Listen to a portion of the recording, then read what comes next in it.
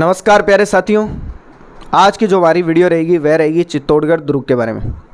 तो जो प्रसिद्ध कहावत है चित्तौड़गढ़ दुर्ग की वह है, गढ़ तो चित्तौड़गढ़ बाकी सब गढ़ैया। ये क्यों कहा जाता है इसकी चर्चा हम आगे करेंगे। तो पहले बात कर लेते हैं, जो चित्तौड़गढ़ दुर्ग है वह मैसा के पठार पर बना हुआ है। तो ये क्या हुआ, गिरी दुर्ग हुआ, क्योंकि दुर्गों की क्या है, श्रेणियाँ हैं। तो जिसमें चित्तौड़गढ़ आता है गिरी दुर्ग के अंतर्गत और मैसा के पठार पर बना हुआ है। और दो नदियों का संगम होता है वहीं चित्तौड़गढ़ दुर्ग बसा हुआ है। और दो नदियाँ कौन सी है, पहली है गंभीरी, दूसरी है बेड़च नदी। अब इसकी लंबाई और चौड़ाई की बात करें तो 8 किलोमीटर है इसकी लंबाई और 2 किलोमीटर है चौड़ाई। और क्षेत्रफल की दृष्टि से क्या है, राजस्थान का सबसे बड़ा दुर्ग कहलाता है। अब बात करते हैं जो निर्माण है, मौर्य शासक चित्रांगद मौर्य शासक थे चित्रांग मौर्य, उन्होंने इसका निर्माण कराया था और इसका नाम रखा था चित्रकूट। बाद में अब भ्रंश हुआ नाम का और चित्तौड़गढ़ नाम पड़ा। कर्नल जेम्स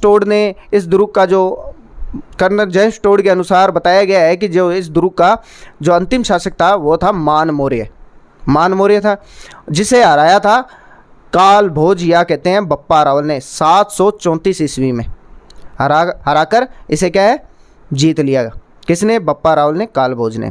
अब बात कर लेते हैं उपनाम के बारे में।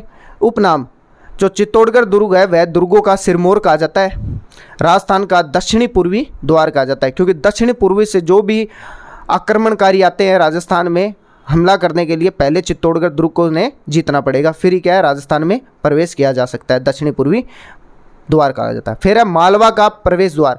जो मालवा क्षेत्र है वहाँ से यदि कोई आक्रमणकारी आता है तो पहले चित्तौड़गढ़ दुर्ग जीतना पड़ता है, इसलिए इसे मालवा का प्रवेश द्वार कहा जाता है। राजस्थान का गौरव कहा जाता है, त्याग और बलिदान का क्या प्रतीक है, क्योंकि इसमें प्रसिद्ध साके भी हुए हैं, उनकी चर्चा हम आगे करेंगे।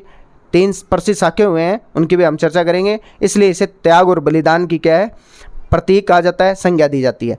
राजस्थान का सबसे बड़ा लिविंग फोर्ट है, यानी कि इतना बड़ा, अभी मैंने बात किया कि क्षेत्रफल की दृष्टि से बहुत बड़ा दुर्ग है, तो अब वर्तमान में क्या है कि यहाँ पे लोग क्या रहते हैं, रिजॉर्ट है, तो लिविंग फोर्ट के नाम से जाना जाता है। और अब बात करते हैं इस दुर्ग का जो आधुनिक निर्माता है वह क्या है, महाराणा कुंभा है। इस दुर्ग का जो आधुनिक निर्माता किसे कहा जाता है, महाराणा कुंभा को।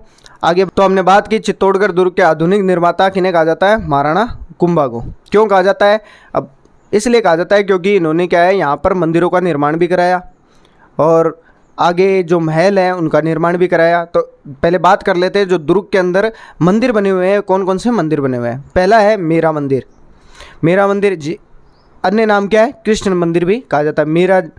मीराबाई है वह क्या है, कृष्ण जी की क्या है, यहाँ पूजा करती थी, इसलिए यहाँ पे क्या है, इनका मंदिर बनाया गया है। दूसरा है कुंभस्वामी मंदिर और वराह मंदिर, यह निर्माण कराया था राणा कुंभा ने। दोनों मंदिरों का निर्माण कराया महाराणा कुंभा ने। तीसरा आता है त्रिभुवन नारायण मंदिर, जिसे हम कहते हैं भोज मंदिर, और सिद्धेश्वर मंदिर जिसका निर्माण कराया था मोकल ने। त्रिभुवन नारायण मंदिर जिसका अन्य नाम है भोज मंदिर, और इसे ही अन्य नाम से जाना जाता है सिद्धेश्वर महादेव मंदिर, इसका निर्माण कराया था महाराणा मोकल ने, और मोकल मंदिर भी इसे कहा जाता है। फिर है तुलजा भवानी मंदिर। तुलजा भवानी नाम आते ही आपके मन में आया हो, सबसे पहले नाम आया छत्रपति शिवाजी महाराज की, यह कुल देवी है, इसका निर्माण कराया था बनवीर ने। फिर आता है सतबीस देवरी, यह क्या है, जैन मंदिर है। सतबीस देवरी क्या है, जैन मंदिर है। फिर है कुकड़ेश्वर महादेव मंदिर, इसका निर्माण भी किसने कराया, महाराणा कुंभा ने। फिर आता है अंत में कालिका माता का मंदिर। तो ये मंदिर है क्या है, इस चित्तौड़गढ़ दुर्ग में क्या निर्मित बनाए गए हैं। महाराणा कुंभा का भी बहुत बड़ा योगदान है, इसलिए इस चित्तौड़गढ़ दुर्ग का आधुनिक निर्माता महाराणा कुंभा को कहा जाता है। अब बात कर लेते हैं महलों की। महल पहला आता है गोरा बादल महल। गोरा बादल की गाथाएं यहाँ पे गाई जाती है, उनके त्याग बलिदान की जो आज भी क्या है युवाओं में क्या है जोश भर देती है। तो गोरा बादल का जो योगदान रहा है चित्तौड़गढ़ दुर्ग के लिए वह अमर रहेगा और हजारों सालों तक क्या है इसकी गुणगान किए जाएंगे। तो इसलिए क्या है गोरा बादल महल का निर्माण कराया गया है। फिर आता है रानी पद्मिनी का महल, भामाशाह की हवेली यहाँ पर बनाए गए हैं। कीर्ति स्तंभ, विजय स्तंभ भी बनाया गया है, और जैन कीर्ति स्तंभ भी कहाँ है, चित्तौड़गढ़ दुर्ग में स्थित है। कीर्ति स्तंभ और विजय स्तंभ ये दोनों एक ही हैं। और जैन कीर्ति स्तंभ क्या है, वह भी क्या है, चित्तौड़गढ़ दुर्ग के अंदर है। अब बात कर लेते हैं सिंगार चवरी की। सिंगार देवरी, सिंगार देवरी चित्तौड़गढ़ दुर्ग में है, जिसका निर्माण कराया था वेलिका ने। वेलिका ने इसका निर्माण कराया, और जो महाराणा कुंभा की जो पुत्री है रमाबाई का विवाह भी यहीं हुआ था, सिंगार देवरी में। और एक जो महल है उसका नाम है फतेह प्रकाश महल, जिसका निर्माण कराया था फतेह प्रकाश, महाराजा फतेह प्रकाश द्वारा। और इसका जो वर्तमान में क्या है, संग्रहालय में तब्दील कर दिया गया है, संग्रहालय में ये बदल चुका है। आगे हम चर्चा कर लेते हैं कि जो प्रवेश द्वार है, क्योंकि हर एक जो दुर्ग है उनके क्या है, कई प्रवेश द्वार होते हैं और उनके क्या है, नाम होते हैं। तो जो चित्तौड़गढ़ दुर्ग के प्रवेश द्वार है उनका नाम क्या क्या है, पहला है पांडलपोल द्वार, जो ठाकुर बाघ सिंह का स्मारक क्या है, बना हुआ है यहाँ पर। दूसरा आता है भैरव पोल, वहाँ पे वीर कल्लाजी राठौड़ की छतरी है, जो 4 हाथों के देवता के नाम से जाने जाते हैं। तीसरा आता है हनुमान पोल, चौथा है गणेश पोल, पाँचवा है जोड़ला पोल, छठा है लक्ष्मण पोल और सातवां है राम पोल। राम पोल द्वार में क्या है, फत्ता सिसोदिया की क्या है, स्मारक बना हुआ है, छतरी बनी हुई है। अब बात कर लेते हैं चित्तौड़गढ़ दुर्ग एकमात्र ऐसा दुर्ग है जहाँ पर क्या है, खेती की जाती है। एकमात्र ऐसा दुर्ग है जहाँ पर क्या है, खेती की जाती है। यहाँ पर एक भीमलथ कुंड और रत्नेश्वर तालाब, जालीबाव की बावड़ी, कुंभ सागर तालाब और हाथी सागर क्या है, तालाब बने हुए हैं।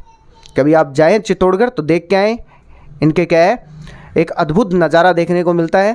अब बात कर लेते हैं यहाँ पर जो प्रसिद्ध 3 शाखे, जो मैंने पहले ही बात की थी कि यहाँ के क्या है, वीर बलिदान त्याग की गाथाएं आज भी गाई जाती हैं।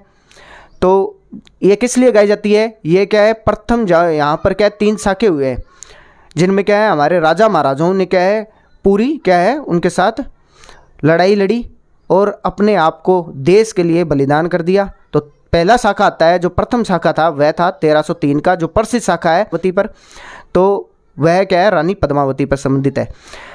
यह शाखा हुआ था जो आक्रमण किया था अलाउद्दीन खिलजी ने किया था। अलाउद्दीन, या कहानी आपको पता ही होगा, अलाउद्दीन खिलजी ने क्या आक्रमण किया था, और जो राजा थे उस समय रावल रतन सिंह थे, उन्होंने क्या किया, केसरिया किया और जौहर किया था रानी पद्मिनी ने।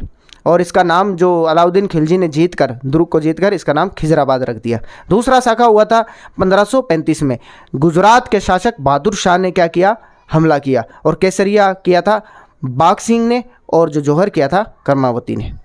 तीसरा जो शाखा हुआ था 1568 में, अकबर ने हमला किया, महाराणा उदय सिंह और जयमल मेड़तिया फत्ता सिसोदिया यहाँ पर क्या है, केसरिया किया, और जौहर किया था फूल कंवर ने। तो आज की जो हमारी क्लास है चित्तौड़गढ़ दुर्ग के बारे में यहीं समाप्त होती है। यदि आपको क्लास अच्छी लगे तो ज़्यादा से ज़्यादा लाइक करें, कमेंट करें और शेयर करें। इसके साथ आपसे इजाज़त चाहूँगा। जय हिंद, जय भारत।